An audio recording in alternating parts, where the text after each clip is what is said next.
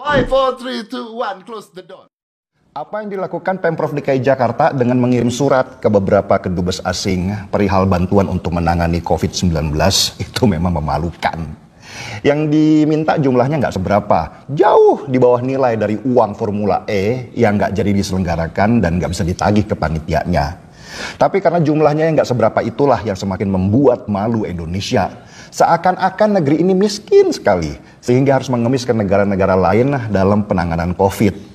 Padahal kalau untuk sumbangan seperti itu saja, nggak usah jauh-jauh deh. Satu pengusaha terkaya di Indonesia saja bisa membayar itu semua. Nggak usah pakai acara minta-minta ke negara lain.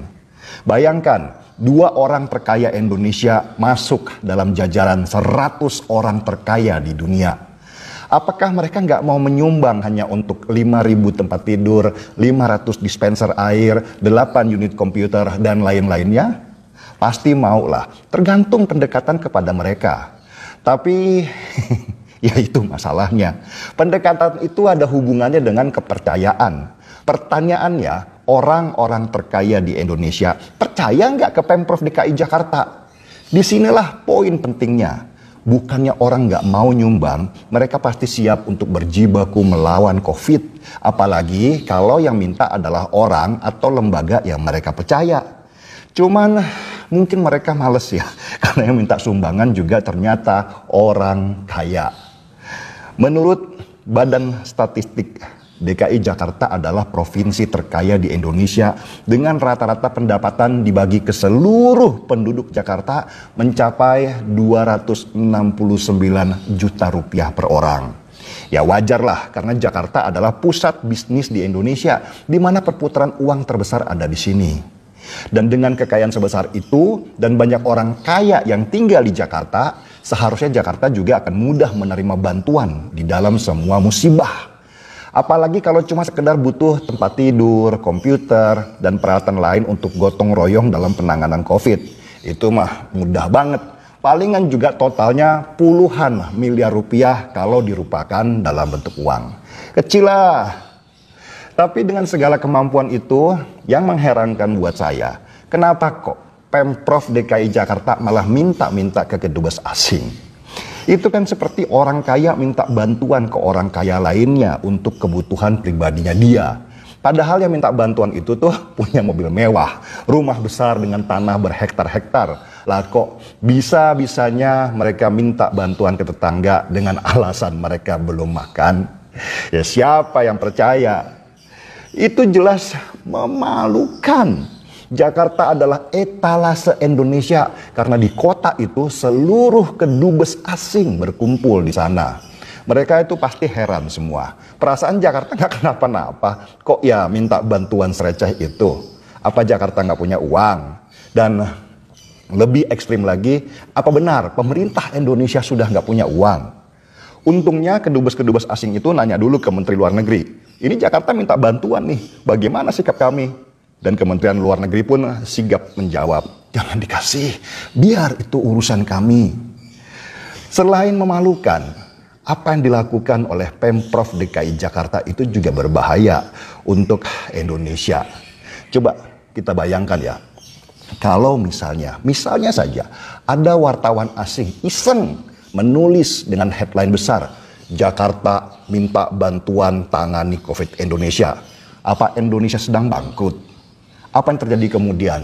Berita wartawan asing itu menyebar dan membuat cemas banyak investor asing. Mereka lalu menarik investasi dari Indonesia karena khawatir negeri ini bangkrut karena pandemi. Kalau mereka tarik dana dari Indonesia, rupiah kita otomatis akan melemah. Kalau rupiah melemah, akhirnya terjadilah penarikan dana besar-besaran dari bank dan dilarikanlah ke luar negeri.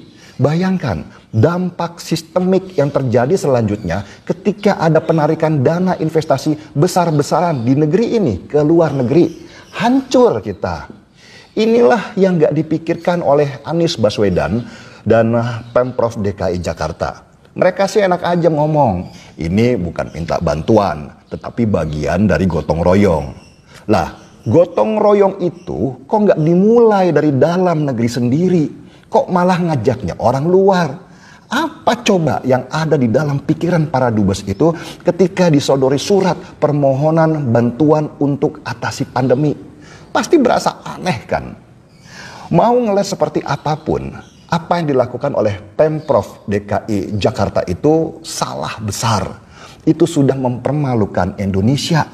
Kedubes-kedubes asing itu memang mereka bertempat di Jakarta. Tapi bukan berarti mereka-mereka itu miliknya Jakarta. Mereka itu adalah negara. Kedudukan mereka jauh lebih tinggi dari kedudukan sebuah kota. Jadi catat ya, yang berurusan dengan mereka haruslah negara Indonesia, bukan kota Jakarta. Masa pengetahuan seremeh gini aja Anies nggak paham? Gue aja tahu, nggak perlu sekelas gubernur, apalagi gubernur DKI Jakarta untuk tahu cara bersikap seperti ini. Saya yakin Kementerian Luar Negeri kita pasti dengan wajah merah membara karena malu harus menelpon kedubes asing satu persatu dan meminta maaf karena ada gubernur yang kurang ajar seperti itu. Mereka lalu memaksa Pemprov DKI Jakarta menarik surat permohonan bantuan itu. Dan untungnya dilakukan oleh Pemprov DKI. Lah memalukan gini. Anggota TGUPP-nya banyak doang, tapi cara berpikir mereka itu sungguh dangkal. Saya coba berpikir seperti pengusaha besar yang berdomisili di Jakarta. Kenapa mereka nggak mau menyumbang untuk Pemprov DKI? Mungkin mereka capek dipalakin mulu untuk bayar ini, bayar itu. Pasti ada aja permintaan Pemprov kepada mereka. Mirip lah dengan ormas-ormas yang kirim surat kepada perusahaan-perusahaan di wilayahnya dengan bahasa, kami membutuhkan bantuan untuk pelaksanaan acara di daerah kami. Seikhlasnya saja, tanpa paksaan. Tapi mereka siap dengan golok di tangan dan mata mendelik, kumis dipelintir-pelintir sambil bergumam, awas ya kalau kasihnya cuma sedikit. Ya, pengusaha-pengusaha itu capek kali dipalakin mulu. Udah gitu nggak jelas lagi uangnya buat apa. Jadi malas juga sih bantuan si Pemprov kalau mereka ada apa-apa. Pemprov DKI juga mungkin kadung malu kalau minta bantuan ke pengusaha-pengusaha yang berdomisili di wilayahnya. Karena terlalu sering minta ke mereka dengan beribu alasan. Daripada kirim surat ke pengusaha-pengusaha itu, mending kirim surat lah, minta bantuan ke dubes asing. Masa sih mereka mau bocorin surat, minta bantuan remeh-temeh gini? Ternyata bocor juga. Sial. Yang harus disadari oleh Pemprov DKI dan tim TGUPP di sana yang banyaknya itu nggak kira-kira, bro, Anies itu bukan presiden, dia itu gubernur, hanya gubernur yang wilayahnya sebatas daerah di Jakarta. Dia nggak ada hak untuk melewati wewenangnya. Nantilah tunggu, siapa tahu ya nanti dia jadi presiden. Baru deh boleh kirim surat ke kedubes-kedubes asing itu. Itu juga kalau nggak punya malu. Kalau malu udah pasti nggak punya ya. Payah memang Jakarta di bawah kepemimpinan Anies Baswedan. Anak buahnya seperti bermain sendiri, nggak pakai koordinasi. Merasa seolah-olah mereka itu tuan rumah yang bebas ngapain aja di sana. Yang saya heran itu loh, kenapa Pemprov DKI nggak gerakin ustadz-ustadz andalan mereka untuk ikut donasi? Kalau para ustadz-ustadz itu berhasil menggalang donasi sampai 30 miliar rupiah untuk bantuan ke negara Palestina, wah pasti kalau ke dalam negeri bisa lebih besar dong, bisa sampai 100 miliar rupiah. Biasanya sih ikatan emosional antar anak bangsa itu bisa lebih kuat dibandingkan dengan anak bangsa lain meskipun kita dalam posisi sama-sama dalam kesusahan. Cuma ya pertanyaannya itu lagi, apa antara pendonasi dan yang mau didonasi itu sama-sama percaya?